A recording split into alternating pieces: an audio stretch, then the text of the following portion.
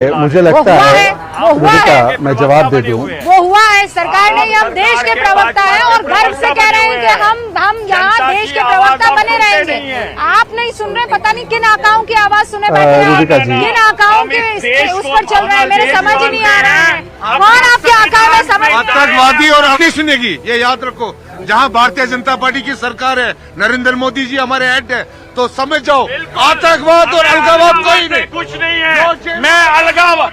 मैं खुद इन हालातों का शिकार हूँ। मैं गांधी जी की तरह अपने अधिकारों के लिए लड़ना चाहता हूँ, लेकिन मैं ये कहता हूँ, लेकिन अगर कुछ मिल रहा है, इशारों पे नहीं चलते। मुझे ऐसा लग रहा है ना, वो मान नहीं मेरा रहा। हक बनता है। अरे हक बनता है तो हर वक्त रोते रहेंगे क्या? हर वक्त थोड़ी रोते रहेंगे। देखिए आर्टिकल 370 में दो चीजें थी, लैंड प्रोटेक्शन और जॉब प्रोटेक्शन। तो देश के 9 राज्यों में अभी भी है कि बाहर का व्यक्ति न वहां नौकरी कर सकता है, न वहां जमीन खरीद सकता है। अब मुझे डेवलपमेंट की अगर बात करें, हमारे बगल में टुलिप गार्डन है, ये तब बना था, आजाद साहब ने बनाया था। ये आज एशिया का सबसे बड़ा टुलिप गार्डन है। ये तब बना था जब 370 था। आपके पीछे संतूर होटल है, ये तब बना था जब आर्टिकल 370 था। 370 कब रुकावट था यहाँ डेवलपमेंट करने के लिए? तो आप लोग जबरदस्ती काहे हवा बना रहे थे? अब आप जब निकल गया है तो आप कह रहे हैं कि क्यों निकल गया है? 2014 में IITs कितने थे, IIM कितने थे, रोड कनेक्टिविटी थी, रेल कनेक्टिविटी थी, वाल्मीकि को उनका हक मिला, ओबीसी को उनका हक मिला।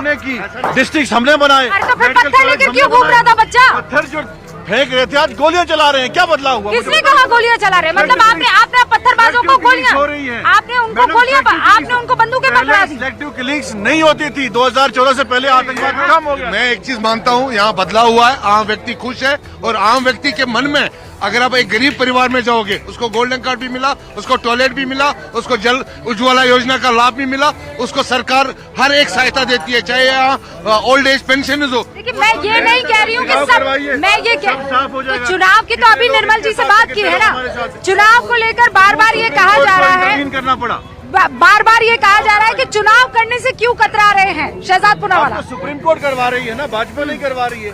अरे कोई भी करवा, रुबिका जी, मैं चुनाव एक-एक करके जवाब दे देता चुनाव तो हूं। होगा ना, शहजाद जवाब दीजिए। करवा रही है ना, चुनाव तो पहले भी हुए। रुबिका जी, मैं एक एक करके जवाब देता हूं, पर मैं चिल्ला चोट होती रहेगी तो जवाब नहीं दे पाऊंगा। मैं 30 सेकंड में अपना जवाब दे देता हूं। जहां तक चुनाव की बात है, तो चुनाव की बात तो स्वयं सरकार ने एफिडेविट के माध्यम से सुप्रीम कोर्ट को बताया कि क्या टाइम टेबल है उसका, और सुप्रीम कोर्ट ने उस पर मुहर लगाई है। दूसरी बात, ये चुनाव करते हैं, इनको पहले बोलिए कि ये डिलिमिटेशन को मानते हैं क्या? जो डिलिमिटेशन कमीशन ने बोला है फॉर्मूला, उसको तो पीडीपी एनसी विरोध करते हैं। क्यों विरोध करते हैं? और चुनाव करते हैं। तीसरी बात मैं इनसे बोलना चाहता हूं, इन्होंने अभी जो विवेक जी ने बात की, विवेक जी 1980 to 90 में आतंकवाद का जो स्वरूप आया, गंजू जी की हत्या, टिक्कू जी की हत्या, पाकिस्तान के फ्लैग दिखना शुरू हो चुके थे, 70 आतंकवादियों को छोड़ दिया था, ये सब जगमोहन जी ने नहीं करवाया था, ये फारूक और राजीव की दोस्ती यारी में हो गया था सब कुछ। और मैं आपसे पूछना चाहता हूं कि आज आप रिहैबिलिटेशन की जब बात करते तो रिपेंटेंस पहले आता है। यासीन मलिक को आप लोग आतंकवादी मानते हैं? आपने तो गांधी विद गन बोला था उसको। आप और आपकी मंडली ने यासीन मलिक को आतंकवादी माना है क्या? कोर्ट ने कन्विक्ट किया है। पूछे वो जो खड़े हाफिज लोग, आप रिहैबिलिटेशन की बात करते हैं, पहले रिपेंट तो कीजिए।